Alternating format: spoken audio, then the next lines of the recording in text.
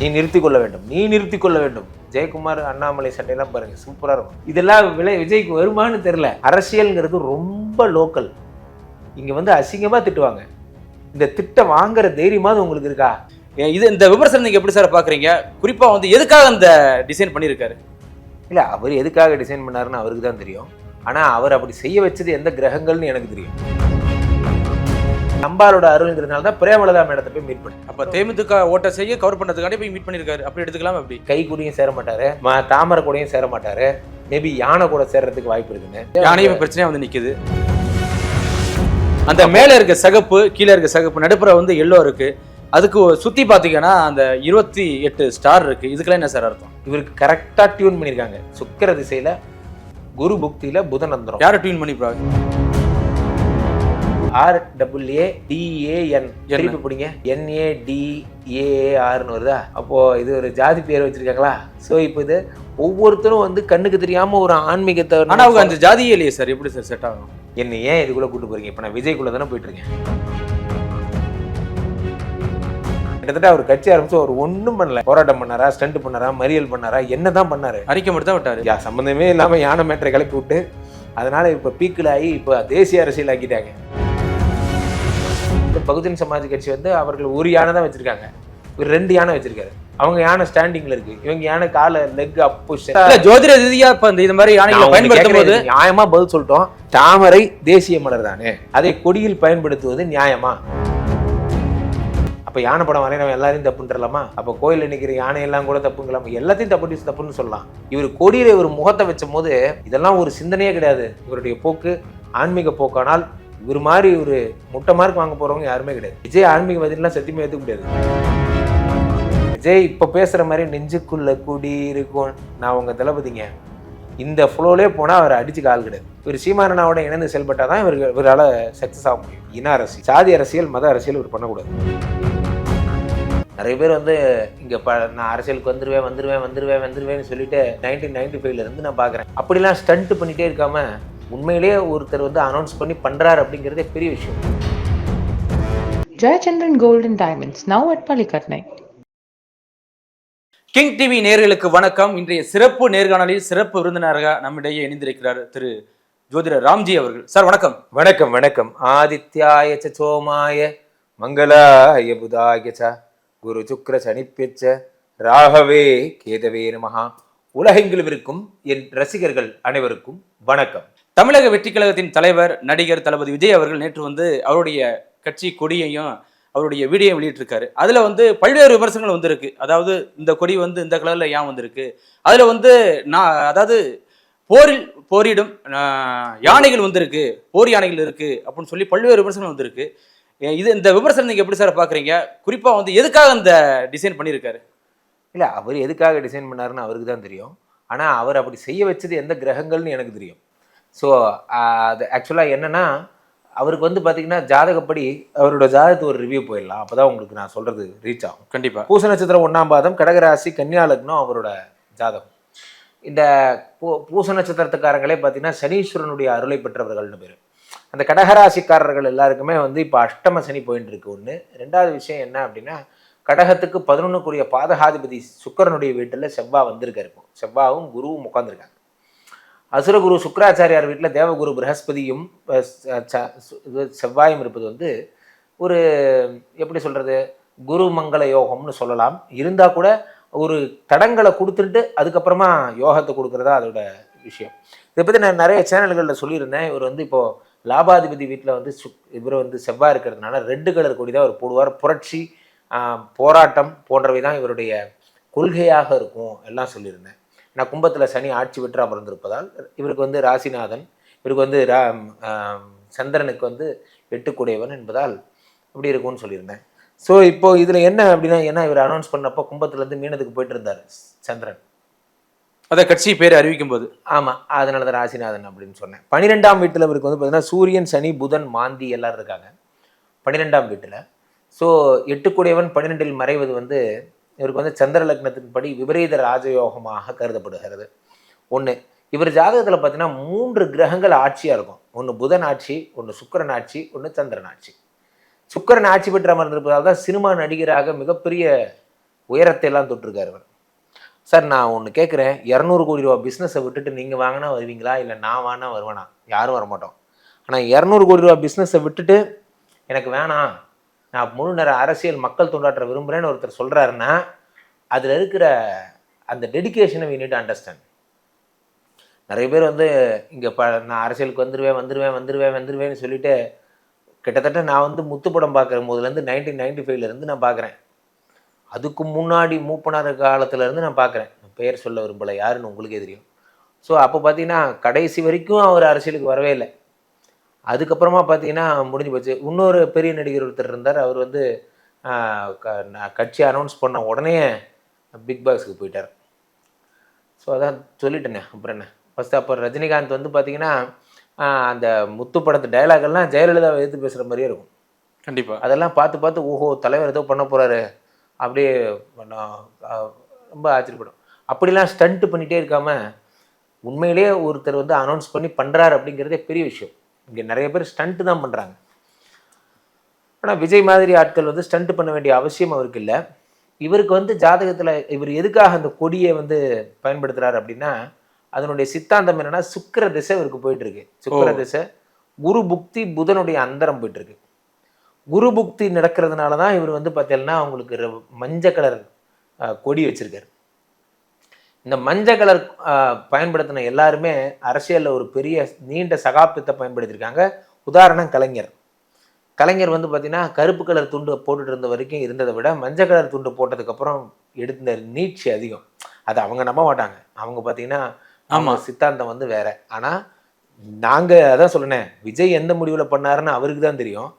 அவர் எந்த முடிவில் கிரகங்கள் பண்ண வச்சிருக்கோங்கிறது எங்களுக்கு தெரியும் அப்படின்னு சொல்ல வந்தேன் இல்லையா. அப்போ அவருடைய அந்த கொடியோ டிசைன் வந்து ஜோதிட ரீதியாக தான் வச்சிருக்காரு. கிரகங்கள் பண்ணுறது தான், எல்லாமே கிரகங்கள் பண்ணுறது தான் வந்து உங்களுக்கு ஜோதிட ரீதியாக வந்து கிரகங்கள் என்ன நினைக்குதோ அதுதான் நடக்கும். நிறையா இன்னைக்கு இருக்கிற சேனல்ஸ் எல்லாம் பாருங்கள். இப்போ சன் டிவி ரெட் ஜெயின் மூவிஸ்னால் அப்படி ஒரு ரெட்டு கலர் பேக்ரவுண்டாக இருக்கும். அது பார்த்தீங்கன்னா சூரியனுடைய சன் அப்படின்னா சூரியனுடைய அனுகிரகம்.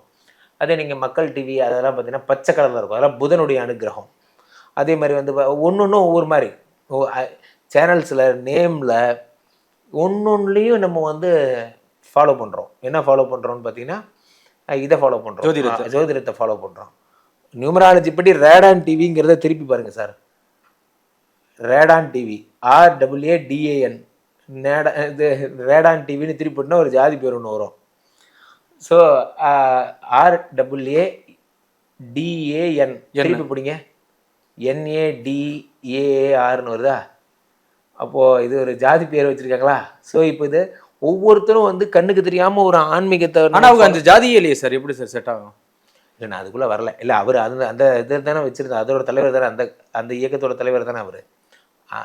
அதுதானே இப்போ கலைச்சிட்டு போயிட்டு ஒரு நாள் நைட் 2 மணிக்கு பிஜேபியில் அவங்க போய் சேர்ந்தார். ஒரு நாள் வந்து மாமியார் சொன்னாங்க, அதுக்கப்புறம் சாமாக்கா வந்து இப்போது பிஜேபி இணைஞ்சிருச்சு அப்படின்னு சொன்னாங்க. அடுத்த நாள் காலைல சாமாக்கா தொண்டன் ஒருத்தர் வந்து தேடினார், எங்கள் கட்சி இங்கே தாங்க இருந்தது, எங்கேயோ காணுங்க, என்ன ஏன் இதுக்குள்ளே கூப்பிட்டு போகிறீங்க, இப்போ நான் விஜய்க்குள்ளே தானே போயிட்டுருக்கேன். அந்த மேலே இருக்க சகப்பு கீழே இருக்க சகப்பு நடுப்புற வந்து எல்லோ இருக்குது. அதுக்கு சுற்றி பார்த்தீங்கன்னா அந்த 28 ஸ்டார் இருக்குது. இதுக்கெல்லாம் என்ன சார் அர்த்தம் ஜோதிட ரீதியா? 28 ஸ்டார் அப்படிங்கிறது வந்து இவரே ஒரு ஸ்டாரு, இவரை சுற்றி 27 ஸ்டார் இருக்காங்க. ஒன்று மேலே இருக்கிற சிகப்பு, 2 வந்து செவ்வா புரட்சிகரமான இயக்கம். அதுக்கப்புறம் வாகை மலர் வச்சுருக்காரு. போர் மன்னன் வந்து சூடுறது வந்து வாகை மலர் எல்லாம். ஸோ இந்த சிகப்புங்கிறது பார்த்தீங்கன்னா அம்பாலோட அருள்னு அர்த்தம். இவருக்கு கரெக்டாக டியூன் பண்ணியிருக்காங்க. சுக்கிர திசையில் குரு புக்தியில் புதன் அந்தரம். யாரை டியூன் பண்ணி உங்களை மாதிரி ஜோதிடர்களா? என்ன மாதிரி ஜோதிடர் யாராவது அவருக்கு தெரிஞ்சவர், ரொம்ப க்ளோஸ்டான ஆளா. சமீபத்தை பார்த்தீங்கன்னா அவருடைய க்ளோஸாக இருக்கிற புஷி ஆனந்த்னு சொல்லப்படுறவரும் பார்த்தீங்கன்னா மஞ்சள் கலர் ட்ரெஸ்ஸு மஞ்சள் கலராகவே இருக்குது. எல்லாருமே அதுக்கு காரணம் என்னன்னு பார்த்தீங்கன்னா இது எல்லாமே சென்டிமெண்ட்ஸ் அண்ட் ஆன்மீகம் தான். யாருமே சும்மா எதுவும் பண்ண மாட்டாங்க. இப்போ கையில் நான் வேல் வச்சுட்டு பேசுகிறேன்னா நானும் ஒன்றும் சும்மா பண்ணலை. கருப்பு கலர் வேட்டி கட்டிகிட்டு இருந்தேன், நானும் சும்மா ஒன்றும் பண்ணலை. எல்லாத்துக்கு முன்னாடி ஒரு காரணம் இருக்குது. ஸோ அது என்ன அப்படின்னு பார்த்தீங்கன்னா அந்த அம்பாலோட அருள்ங்கிறதுனால தான் பிரேமலதா மேடத்தை போய் மீட் பண்ணார். மஞ்சள் கலரோட சேரும் என்பதால் தான் அவங்களோட கொடி அந்த கொடியோட போய் மீட் பண்ணாங்க. அப்போ தேமுதிக ஓட்டை செய்ய கவர் பண்ணுறதுக்காண்டி போய் மீட் பண்ணியிருக்காரு. அப்படி எடுத்துக்கலாம்? அப்படி எடுத்துக்கலாம். ஆனால் பிரேமலதா கொடுத்த ரிப்போர்ட் கூட அப்படி தானே இருந்தது. விஜய் வந்து கேட்டப்போ இல்லைன்னு சொல்ல முடியல அப்படிங்கிற மாதிரி. விஜய் வந்து கேட்டப்போ இல்லைன்னு சொல்ல முடியல அப்படிங்கிற மாதிரி சொல்லியிருந்தாங்க. அவர் வந்து கேட்டு இவங்க இல்லைன்னு சொன்னாங்களா, இது எப்படிங்கிறது எனக்கு தெரியல. ஏன்னா இதை பற்றி பேசணுன்னா நிறையா பேசலாம். இப்போ நம்ம வந்து அதிமுக வந்து இப்போ ஒரு தடவை வந்து இவர் இருந்தார் பாருங்க, நம்மளுடைய மன்சூர் அலிகான் ஒரு கட்சி வச்சுருந்தார், ஜனநாயக புலிகள் கட்சி.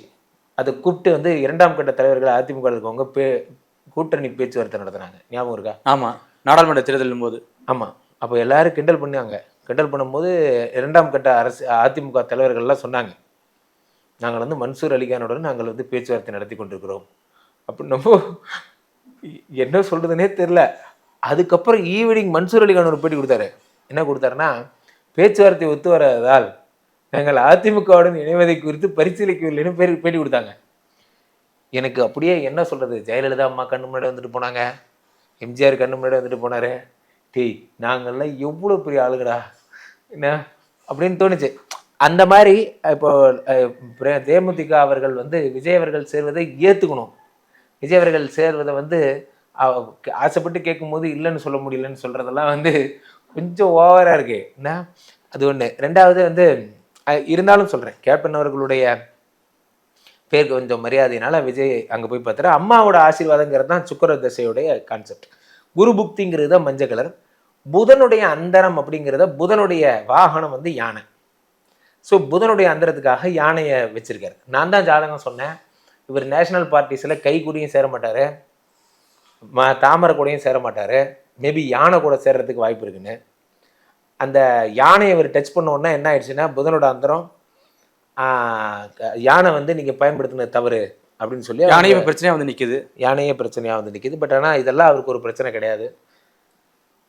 இவங்க பிரச்சனை பண்ணுறதா நினச்சி இன்னும் நிறைய பப்ளிசிட்டி பண்ணி தராங்க விஜய்க்கு. ஆமாம், இது வந்து அவருடைய நல்ல நேரம் தான் நான் சொல்லுவேன். என்ன மாதிரி ஜோதிடர்களை எப்படி இதை பார்ப்போம் அப்படின்னா, யார் இன்னொருத்தரை பிரச்சனைன்னு பண்ணுறாங்களோ அவங்க ரொம்ப ஹைலைட் ஆவாங்க, வளர்ந்து வந்துருக்கான்னு அர்த்தம். நல்ல நேரம் பண்ணி எப்படி ஒர்க் அவுட் ஆகும்? ஓவர் நைட்டில் நீங்கள் ப்ராப்ளம் ஆகணும். எப்படி ப்ராப்ளம் ஆகலாம்? ஒன்றும் உங்களை அரெஸ்ட் பண்ணால் நீங்கள் ப்ராப்ளம் ஆகலாம். அது எல்லாரையும் அரெஸ்ட் பண்ணாலும் எல்லாரும் தான் ஒன்றும் ப்ராப்ளம் ஆகிறது கிடையாது. அப்போ உங்கள் மேலே எதையாவது ஒன்று டிஃபர்மேஷனோ ஏதோ ஒன்று பண்ணாதான். இப்போ சீமான் அவர்களுடைய வழக்கறிஞர் இன்னைக்கு காலையில் கொடுத்த பேட்டி நான் பார்த்துருந்தேன். சீமான் அவர்களை கைது செய்வார்கள் என்று சொல்லியிருக்கிறார்களே, இதே ஒரு டிஃபர்மேஷன். கைது செய்வார்கள் என்று சொன்னதற்காகவே அவர்களை கைது செய்ய வேண்டும். அது எப்படி ஆதாரமற்ற முறையில் அவங்க கைது செய்வாங்கன்னு சொல்லுவாங்க? இப்படி இந்திய அரசியலமைப்பு சட்டத்தில், ஜனநாயக சட்டத்தில்னா போயிட்டே இருக்கலாம். ஸோ அப்படி பார்த்தா வந்து விஜய் அவர்கள் வந்து இந்த பகுஜன் சமாஜ் கட்சி வந்து அவர்கள் ஒரு யானை தான் வச்சுருக்காங்க, ஒரு 2 யானை வச்சுருக்காரு. அவங்க யானை ஸ்டாண்டிங்கில் இருக்குது, இவங்க யானை காலை லெக் அப் பொசிஷனில், ஒரு யானையாக நிற்குது. இது அவ்வளோதான், வேரியேஷன் பண்ணிடலாம். சரி, அப்படி பார்த்தா ஜோதிட ரீதியாக இப்போ இந்த மாதிரி யானைகளை பயன்படுத்தும் போது நியாயமாக பதில் சொல்லிட்டோம். இதயம் உள்ளவர்கள், நேர்மையானவர்கள், அரசியலாய் மட்டுமே பார்ப்பவர்கள், என் போன்ற நல்லவர்கள் இதுக்கு பதில் சொல்லட்டும். தாமரை தேசிய மலர் தானே, அதை கொடியில் பயன்படுத்துவது நியாயமா? சட்டத்தின்படி தப்பு தானே, எப்படி நீங்க பயன்படுத்தலாம்? தொடர்ச்சியாக எடுத்துட்டு வராங்க எதிர்க்கட்சிகள். இவர் சீமான் அவர்கள் பயன்படுத்தின சின்னத்தை முடக்கிட்டு மைக்கு கொடுத்தீங்க, அது நியாயம்னா நீங்க வந்து தாமரையை பயன்படுத்துறது தப்புங்கிறது நியாயம் தானே? அப்போ வல்லான் வகுத்ததே வாய்க்கால்னு தானே இங்கே போயிட்டு இருக்கு இல்லையா? தாமரை எப்படி பயன்படுத்தலாம் சொல்லுங்க? தேசிய மலர் இது. ஆமாம், யானை ஒன்றும் தேசிய விலங்கு இல்லையே, அவங்க அதே மாதிரி அவங்களோட பிராண்ட் ஒன்றும் இல்லையே, காப்புரிமை ஒன்றும் பெறலையே அவங்க. அப்படி இருக்கும்போது இது தேவையற்ற ஒரு பப்ளிசிட்டி, அவ்வளோதான். இல்லைங்க, ஜோதிட ரீதியாக வந்து இப்போ இது மாதிரி யானைகளை வச்சா இது மாதிரி விமர்சனங்கள் வரும்னு இதை சொல்லப்பட்டிருக்கு. அப்படி சார் இருக்கலாம். ஏன்னா இப்போ பாதகாதிபதி சுக்கிரனோட தசை தான் நடக்குது, தசாநாதன் எடுப்பதே முடிவு. ஒரு நெகட்டிவ் ப்ரமோஷன்னால ஒரு பாப்புலாரிட்டி கிடைக்கிறது தான் இப்போ அவருடைய யோகமே. விஜய் மாதிரி பெரிய பெரிய ஆட்களுக்கோ அல்லது கமலஹாசன் மாதிரி ரஜினிகாந்த் மாதிரி ஆட்களுக்கெல்லாம் நான் சொல்லுவது ஒன்று தான், நீங்கள் டாப் மோஸ்ட் ஃபிகரில் இருக்கிற ஆட்கள், அரசியல்ங்கிறது ரொம்ப லோக்கல். இங்கே வந்து அசிங்கமாக திட்டுவாங்க, இந்த திட்ட வாங்குற தைரியமாவது உங்களுக்கு இருக்கா அப்படிங்கிறது தான். விஜய் அவர்கள் இந்த இந்த இந்த சொல்லுவாங்கல்ல, இந்த மாதிரி இந்த குட்டி பசங்க பேச்செல்லாம் தாங்கி அவர் ஸ்டாண்ட் பண்ணுவாராங்கிறது தான் இதில் கேள்வி. ஏன்னா இந்த அளவுக்கு டீப்பாக திட்டுறீங்க, ஏன்னா புகழ்லையே வாழ்ந்துட்டார். இந்த திட்டெல்லாம் அவரால் தாங்கிக்க முடியுமா? அவரோட மென்மையான மனது என்ன செய்யும்? எதிர்கொள்வாரா அந்த திட்டம்லாம்? இப்போ நம்ம தலைவர் இருக்காரு, இப்போ நம்ம இபிஎஸ் என்ன இருக்காரு, இப்போ எல்லாம் பார்த்தீங்கன்னா இபிஎஸ் ஓபிஎஸ் ஃபைட்லாம் பார்த்துருக்கீங்கன்னா நீங்கள் அந்த பேட்டிலாம் பார்த்தீங்கன்னா உங்களுக்கு தெரியும். நீ நிறுத்தி கொள்ள வேண்டும், ஜெயக்குமார் அண்ணாமலை சண்டையெல்லாம் பாருங்கள், சூப்பராக இருக்கும். அவர்கள் பேசுவதை குறைத்து கொள்ள வேண்டும், நீ குறைத்து கொள்ள வேண்டும். அப்படியே மாற்றி மாற்றி ஜாலியாக இருக்கும் நமக்கு பார்க்கறதுக்கு. இப்போ அவர் அண்ணாமலை அவர்கள் திடீர் பேட்டி, என்ன பேட்டி, அதிமுக அவர்கள் சொன்னாங்கன்னா அவங்க நிறுத்திக்கணும்ண்ணா, கரெக்ட்ண்ணா. அந்த பக்கம் போனால் அவங்க சொல்லுவாங்க, நீ யார் எனக்கு கேட்கறதுக்கு, சின்ன பையா, இந்த மாதிரி சொல்லுவாங்க. இதெல்லாம் விஜய்க்கு வருமானு தெரில. அரசியல் அப்படிங்கிறது வந்து பார்த்தீங்கன்னா சீமானண்ணாவை பண்ணாத டார்ச்சரா, அவ்வளோ டார்ச்சர் பண்ணுறாங்க. அதை தான் எதிர்கொள்கிறதுக்குனே ஒரு தனியாக டெய்லி ஹெட் மசாஜ் பண்ணால் தான் அதெல்லாம் தாங்க முடியும். அந்த மாதிரி விஜய் அவர்கள் எவ்வளோ இருப்பார். விஜய் அவர்கள் கொடியுடைய விளக்கம் ஒன்றே ஒன்று தான். இது ஒரு எப்படின்னா ஒரு நெகட்டிவ் ப்ரமோஷன், அவ்வளோதான். நான் அப்படி தான் பார்க்குறேன். விஜய் அவர்கள் காட்டில் மழை. இப்போ விஜய் விஜய் விஜய் விஜய்னு எல்லாரும் பேச ஆரம்பிச்சிட்டாங்கல்ல, இது யாரு கிடைக்கும்? நல்ல ப்ரமோஷன் தான், நல்ல ப்ரமோஷன். ஒரு 2 நாள் கழிச்சு விஜய் ஒரு பேட்டி கொடுத்தாருன்னா சரியா போச்சு. இதுல நீங்க சொல்ற மாதிரி பாத்தீங்கன்னா ஒரு கை சின்ன, அதாவது கை பக்கம் போக மாட்டாரு, தாமரை பக்கம் போக மாட்டாரு சொல்றீங்கல்ல. அப்ப அந்த 28 ஸ்டார் வந்து எப்படி 28 மாநிலத்தை குறிக்குதா?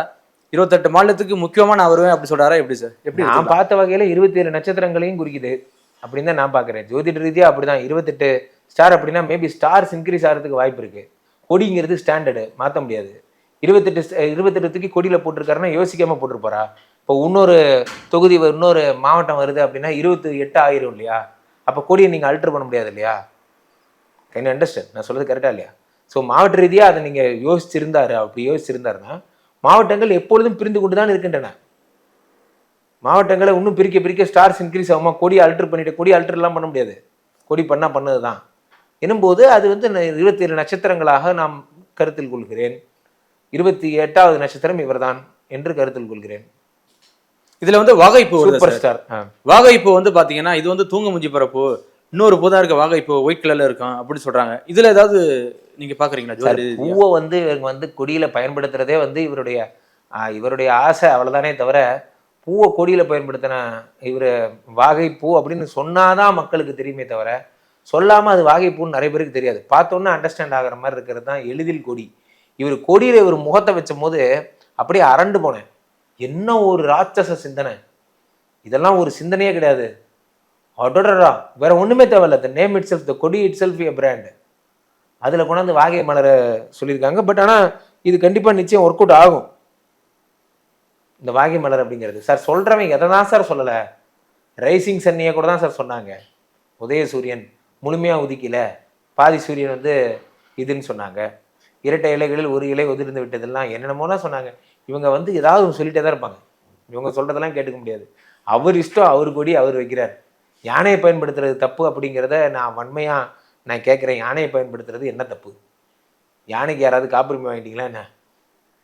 யானைக்கோ அப்புறம் எதுக்குமே காப்புரிமை வாங்கலை அப்படிங்கும்போது அவர் இஷ்டம், அவர் யானை அப்படியே வச்சுக்கிறார்.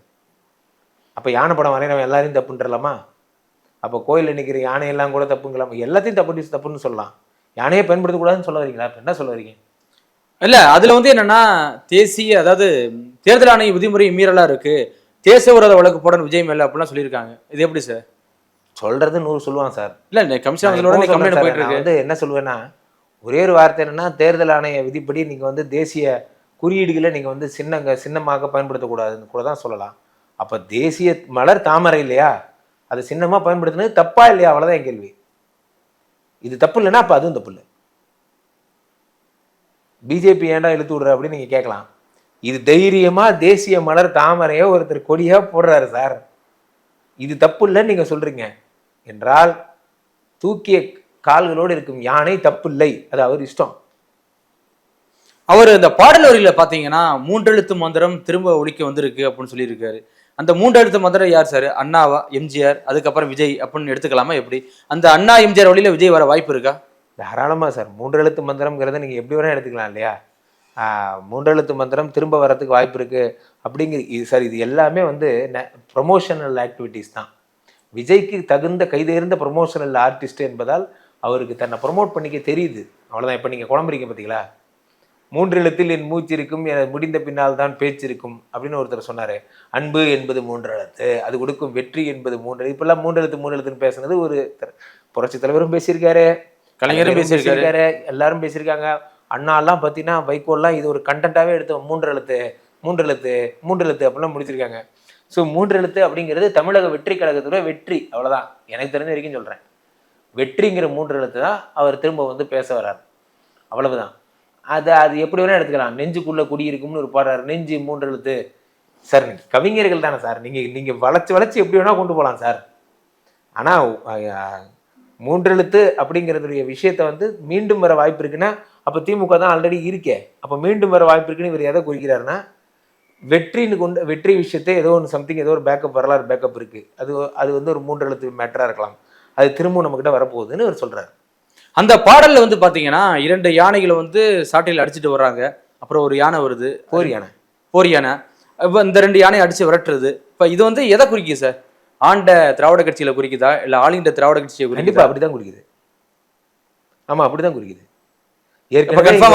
ஏற்கனவே யாரு டானோ அவரா திராவிட கட்சின்னு சொன்னாரா?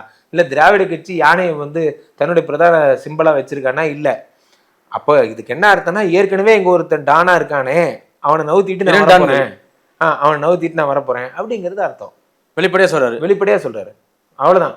அதுதான் மெர்சல் படத்துல அவர் சொல்ல வந்த தீமும். திராவிட கட்சிகள் வந்து நமக்கு இலவசங்களை கொடுத்து நம்மளை மயக்கி வச்சிருக்காங்கன்னு சொன்னதும் அவர் தான்.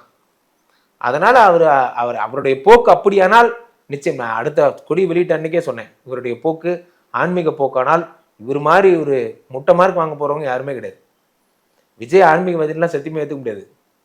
விஜய் பிஜேபிக்காரர் குஷ்பு வந்து சேர்ந்தப்பெல்லாம் அதிர்ந்து போனேன். ஐயோ திரும்ப இவர் ஆன்மீகவாதி ஆக போறாரா, ஆன்மீக அரசியலை முன்னெடுக்க போறாரான்னு. அதெல்லாம் இவரில் ஆன்மீக அரசியலை புரட்சி அரசியலை முன்னெடுத்தா மட்டும்தான் அவரால் முடியும். அது புதுமை அரசியலை முன்னெடுத்தா தான் பண்ண முடியும். ஸோ சுக்கர திசை குரு புக்தி புதநந்தனம்ங்கிற காரணம் தான் இதுக்கெல்லாம் காரணம். தமிழ்நாட்டு அரசியல் வரலாற்றில் பார்த்தீங்கன்னா பல நடிகர்கள் வந்திருக்காங்க. ஆரம்பத்தில் வந்து பார்த்தீங்கன்னா இன்று வரைக்கும் சிவாஜி வந்திருக்காரு, அதுக்கப்புறம் விஜயகாந்த் வந்திருக்காரு, சரத்குமார் வந்திருக்காரு, கமல் வந்திருக்காரு. எல்லாருமே பார்த்தீங்கன்னா காணாமல் போயிருக்காங்க. அந்த வரிசையில் திரு விஜய் வந்திருக்காரு. இவர் எப்படி சார் எடுத்துக்கலாம்? தெரியல சார். இவர் நடந்துக்கிற விதத்தை பொறுத்து தான். காரணம் என்னன்னு பார்த்தீங்கன்னா, இவங்க எல்லாருமே பொறுப்பற்ற தன்மையாக தான் இருந்திருக்காங்க. இப்போ ரஜினிகாந்த் வந்தார், அவர் நடுவில் ஷூட்டிங்லாம் போவார். ஷூட்டிங் நடுவில் உங்கள் அரசியல் வரும் போயிட்டு தானே இருக்காரு. நாடு சுடுகாடு. ஒரு படம் பேலன்ஸ் இருக்கு, ஒரு படம் பேலன்ஸ் இருக்கு, முடிச்சுட்டு வந்துடும். இது மாதிரி நடிக்க மாட்டேன்னு சத்தியம் பண்ணியிருக்காரு. உதயநிதி அவர்கள் கூட பெரிய டாப் ஆர்டிஸ்டாக இருந்தார். அவர் வந்து இனிமேல் நடிக்க மாட்டேன்னு சத்தியம் பண்ணிட்டு தான் அவர் வந்து விளையாட்டுத்துறை அமைச்சராக வந்தார். அந்த மாதிரி இவர் கொடுத்த சத்தியத்தை காப்பாற்றணும், அவ்வளோதான். இப்போ ரஜினிகாந்த் அவர்கள் வந்து அப்போல்லாம் வந்து எனக்கு நல்ல ஞாபகம் இருக்குது. அவர் வந்து இமயமலைக்கு போன டைமு. அப்போ வந்து போயிட்டு ஒரு படம் இங்கே முடிச்சுட்டு போகிறார். அந்த படம் வெற்றி செய்தியாக வருது. அப்போது வந்து ஒன்றுமே இப்போ கண்டுக்கவே இல்லை கட்சி. தமிழ்நாடு இப்படி இருக்கிறதேன்னு கேட்டப்போ தான் இப்படியே போனால் தமிழ்நாடு சுடுகாடாயிட்டு போனார், சிஸ்டம் சரியில்லைன்ட்டு போனார். கமலஹாசனை பார்த்தீங்கன்னா பிக் பாஸ் போனார். ஸோ இவங்க யாருமே வந்து ரொம்ப திறம்படலாம் ஒன்றும் சீரியஸ் முழு நேர அரசியலில் அவங்களுக்கு நேரம் இல்லை. அவங்க அப்படியே அவ்வளோ பிஸி. அவங்க இருந்தாலும் விஜயகாந்த் முழு நேரமாக வந்தார் இல்லை சார், எதிர்கட்சி தலைவராக உட்காந்தாரு. அப்போ தான் மீம்ஸ் இந்த பீரியட் சார். அவருடைய கெட்ட நேரம் என்னன்னா சோசியல் அப்போ தான் ஆரம்பிக்குது 2011. அப்போ தான் வந்து தாமரை மலரும்னு தமிழிசை மேடம் படாத பாடா தாமரை மலரும் அப்படின்னா அப்படி விட்டு காலி பண்ணாங்க. மாசா பாட்டிலில் வந்து ரத்தம் கலந்துருக்குன்னு சொன்ன மெசேஜஸ் ஆகட்டும், அதாகட்டும் இதாகட்டும் 1-2 பண்ணானுங்க. நம்ம மீம்ஸ் இன்ஜினியர்ஸ்னே இன்னைக்கு வந்துட்டாங்க. மீம்ஸுங்கிறது ஒரு டாபிக்ங்கிறது நமக்கு இப்போ தானே சார் தெரியும். மீம்ஸை வச்சு எத்தனை பேரை காலி பண்ணாங்க. எனக்கு நல்லா ஞாபகம் இருக்குது, விஜயகாந்த் காமெடி ஒன்று. இப்போ ஒபாமா வந்திருந்தார். புள்ள உங்கள் அப்பா அம்மா வந்திருக்காராமே விஜயகாந்த் கேட்பாரு. அதுக்கு இன்னொரு அவங்க சொல்லுவாங்க, இல்லை அது ஒபாமான்னு சொல்லுவாங்க. இப்படிலாம் சொல்லி காலி பண்ணி அது உண்மைன்னு நினச்சாங்க மக்கள். அது உண்மை கிடையாது, அது ஒரு இது மீம்ஸு அப்படிங்கிறது அப்புறமா தான் தெரியும். தமிழக வெற்றி கழகத்தில் ஏதாவது உங்களுக்கு ஏதாவது பொறுப்பு தராங்களா? நீங்கள் ஒட்டுமொத்தமாக விஜய் கூட இருக்கும்போது நான் ஏன் விஜய் அண்ணாட்ட போனோம், எங்கள் அண்ணன் உதயநிதி இருக்கும்போது நான் ஏன் எங்கே போனோம், எங்கள் ஐயா இபிஎஸ் இருக்கும்போது நான் ஏன் எங்கே போனோம். அந்த மாதிரி நான் வந்து எல்லா கட்சிக்கும் காமனானவன் சார். என்னையா வந்து ஒரு கலர் பூசுறீங்க. ஆனால் கூப்பிட்டா போவீங்க? நிச்சயம் போவேன், சிறப்பு விருந்தினராக போவேன். அதில் சாமியாருக்கெல்லாம் நீங்கள் கலர் பூசி விட்டிங்கன்னா இது என்ன பிஜேபியா? சாமியாருக்கு பதவியெல்லாம் கிடையாது சார். பற்றற்ற நிலை உள்ளவன் தானே சாமியார். நாங்கள் தான் பற்றற்று தானே இருக்கோம். எங்களுக்கு எது கட்சி? மற்ற நடிகர் கட்சி ஆரம்பிக்கும் போது பார்த்தீங்கன்னா தனியாக ஒரு மாநாடு போட்டு கட்சி கொடி என்ன நோக்கத்துக்காக கட்சி ஆரம்பிக்கிறோம் அப்படி பல சிந்தனைகளை சொல்லியிருக்காங்க. ஆனால் இவர் வந்து பார்த்தீங்கன்னா நேற்று டக்குன்னு கட்சி கொடி அப்புறம் அது தந்த அந்த வீடியோலாம் வெளியிட்டு இதை வந்து மாநாட்டில் சொல்கிறேன் அப்படின்ட்டு போகிறாரு. அப்போ நேற்று வந்து முக்கியமான நாள் இதனால சார் அவர் டிஸ்கஸ் பண்ணலான்னு உங்களுக்கு தெரியுமா சார்? நான் என்ன கேட்குறேன், அவர் டிஸ்கஸ் பண்ணலன்னு மீடியாவுக்கு தெரிஞ்சால் தான் எல்லாமே நடக்கணும்னு அவசியம் இருக்கா சார்? தேவைப்பட்டதை ப்ரெஸ் மீட்டுக்கு சொல்லுவாங்க, தேவைப்படாத இன்டர்னல் கட்சி டிஸ்கஷனாக வச்சுப்பாங்க. அதுக்காக அது நடக்கவே இல்லை நீங்கள் சொல்லுவீங்களா? அவங்க இன்டர்னலாக அவங்க நடத்தி கூட தான் இருக்கலாம். இந்த அஜெண்டாவில் என்ன சார்? இப்போ அரசியல் வரலாற்றிலே பார்த்தீங்கன்னா ஒரு நடிகர் வந்து கட்சி ஆரம்பிக்கிறாருன்னா ஒரு பொதுவான இடத்துல வந்து பெரிய மாநாடு போட்டு தான் கட்சி தான், தன்னோட கொடி தான், தன்னுடைய கொள்கை தான் அப்படின்னு விவரிப்பாங்க. ஆனா நடிகர் விஜய் அவர்கள் நேற்று மட்டும் ஓப்பனா வந்து கொடியை ஏத்திட்டு இதை வந்து நான் வந்து இந்த விளக்கத்தை வந்து மாநாடு சொல்றேன் அப்படின்னு போறதை எப்படி எடுத்துக்கிறது நம்ம? ப்ரொமோஷனல் ஆக்டிவிட்டி அவருக்கு நல்லா ப்ரொமோட் பண்ண தெரியுதுன்னு அர்த்தம். டீசர் வெளியிட்டதுக்கு அப்புறம் தான் வந்து ட்ரெய்லர் ரிலீஸ் ஆகணும், ட்ரெய்லர் ரிலீஸ் ஆனதுக்கு அப்புறம் தான் படம் ரிலீஸ் ஆகணுங்கிற கிளாரிட்டி அவருக்கு இருக்குன்னு அர்த்தம். நல்ல ஒரு நடிகரா இருக்காரு அப்படின்னு சொல்ல முடியாது. மார்க்கெட்டிங்கு இந்த தேவைங்கிற புரிதல் அவருக்கு இருக்கு. இளைஞர்களை அட்ராக்ட் பண்றது எப்படின்னு அவங்களுக்கு தெரியுது.